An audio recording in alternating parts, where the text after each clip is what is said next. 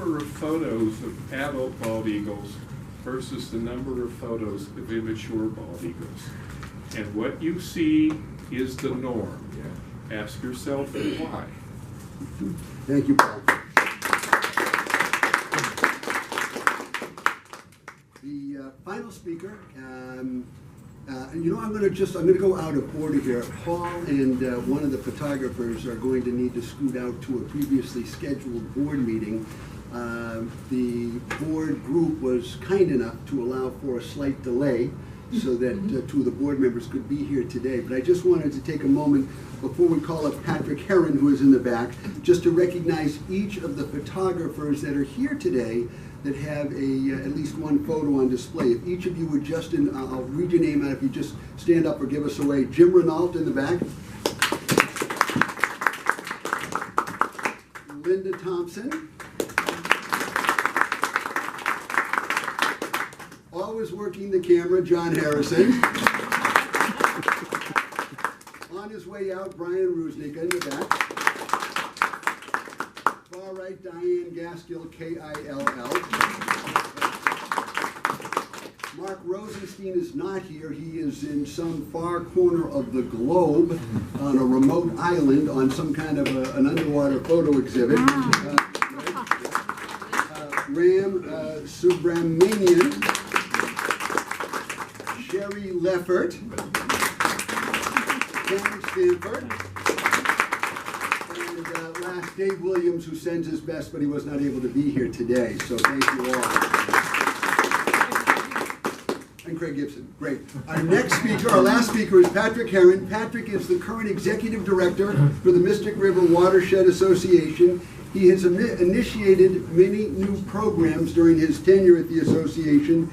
He has written, managed, and secured many grants consistent with the variety of programs that they're working on, and has also broadened a considerable number of collaborative relationships with an endless number of governmental agencies and other nonprofit and non-governmental organizations, really expanding the support network of the association. He serves as co-chair of the EPA Mystic Water Quality Science Subcommittee and was notably awarded the EPA Merit Award in 2012. He completed his doctorate in plant ecology at the University of Connecticut all the way back in 2007, years ago, and he has held postdoctoral positions at the Marine Biological Laboratories down in Woods Hole and also at the Rollin Institute at Harvard University. And he made sure to have it noted that when he's not at work, he spends time chasing his kids around Sandy Beach and over at Spy Pond. Please, a warm welcome for Patrick Herron.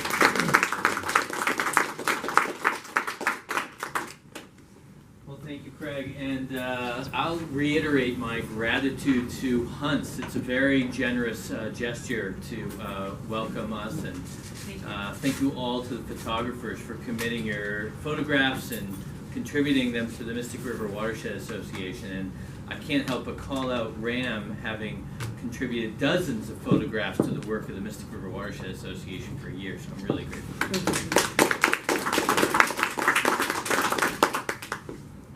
I'll just say that the Mystic River Watershed Association does have a problem with its acronym. We used to be the MRWA, and then there was a group called the MWRA, and we're actually the MYRWA. So we just think we should just be the Mystic River Watershed Association. But we work across 22 communities to improve water quality, improve the parks, to make the watershed more resilient to climate change, and to improve habitat. And it's just as much about the animals as it's about people. This is the most urbanized and densely populated watershed in New England. So it's a really important resource. And I'll call out that we spend a lot of time at the lakes, and when I try to describe the watershed for people, they have a hard time navigating. But when I say, where the bald eagles are, they're like, oh yeah, no, I've seen the bald eagles. It's a really, the bald eagles end up being a really important part of the story for our watershed. We have a long history in our watershed of industrial use and commerce. We were the economic engine of Boston.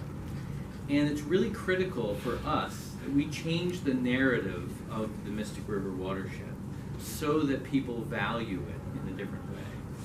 And the photographs that you take at the Mystic Lakes Dam or at Spy Pond or at Horn Pond are really critical to help us change that narrative and remind people that these ponds, rivers, and streams have tremendous value, both ecologically but also for the humans that live there.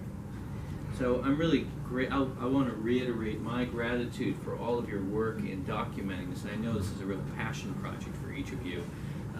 Who's getting rich taking photographs of So I'll call out that there's a really interesting thing happening in the Mystic right now that you're a part of when you're documenting the bald eagles. Is, you know, during this period of time that you're seeing this resurgence in bald eagles, finally, in Massachusetts, and, you know, I think we're up near 60 mating pairs, is that about the right number? 68 in Massachusetts, and with an expectation that will increase. At the same time, we're realizing that the Mystic River is the largest river herring run in Massachusetts.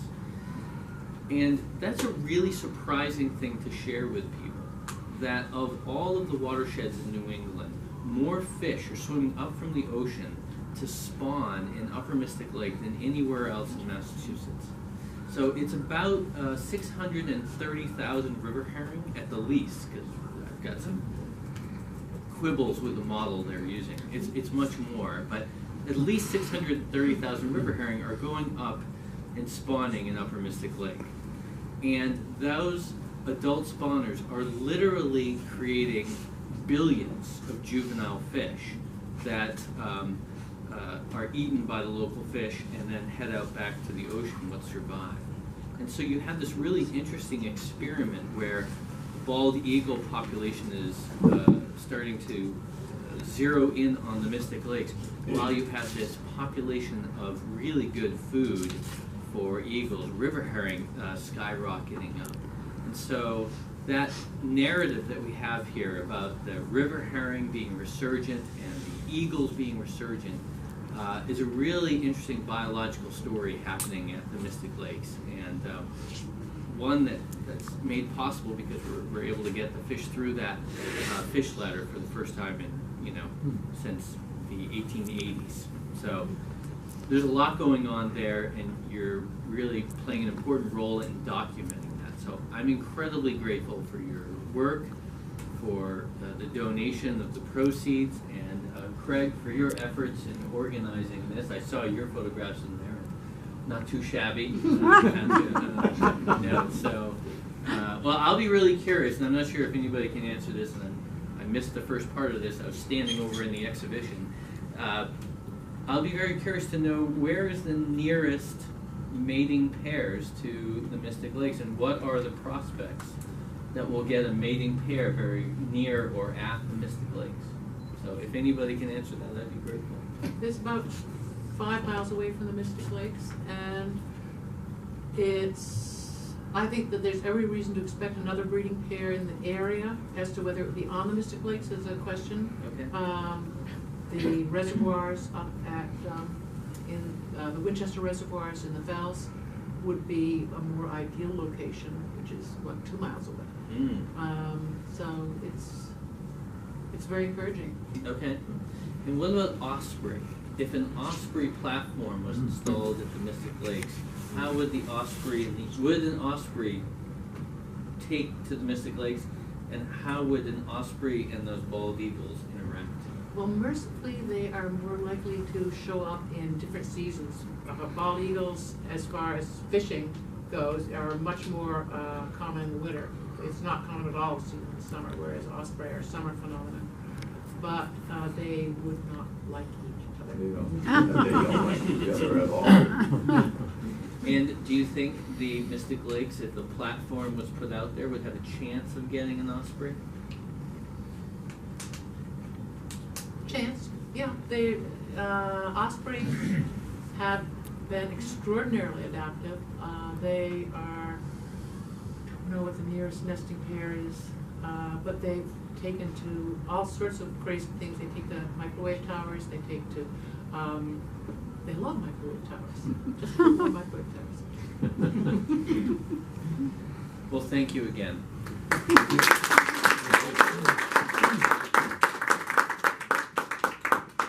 Thank you very much, Patrick. And for those of you who might be willing to provide some assistance to Patrick, we had spoken on the phone, and he has a deep interest in looking at hoping to install an Osprey pole and platform. So for those who might help with resources or ideas, I think what you just heard from Patrick indicates that he's all ears and very interested. And as an Osprey lover, I will be one of many who will encourage that goes forward. As we close things out, it's so important to, again, express deep thanks and appreciation to Hunts, the entire staff here, to Chris Guinto. A couple of years ago, we worked together on a snowy owl exhibit, very similar to this, an online auction. It went very, very well, and it was from that template and the success that we had in working together that Chris was immediately open-minded and very encouraging, working with all of the photographers here. And for those of you who don't know it, Hunts took care of printing, matting, and framing each of the photos that you see up in the gallery today. Chris worked with a treasure trove of staffers, all of whom it's a requirement that they be active photographers, and so she had an amazing panel of judges to work with who are active photographers out in the field.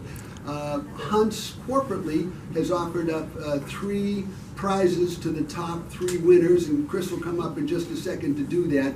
Chris also worked at being able to put up that online auction, and that has drawn bids already. There was one form of bid where you could bid right away at 100, and it was done. Some of them continue to bid. The bidding's going to be open until the end of the month? The end of the month, yep. Till the end of the month. And so we will now provide a warm welcome to Chris Guinto on behalf of Hunts, and she's also going to announce the winning photographer. So Chris, come on.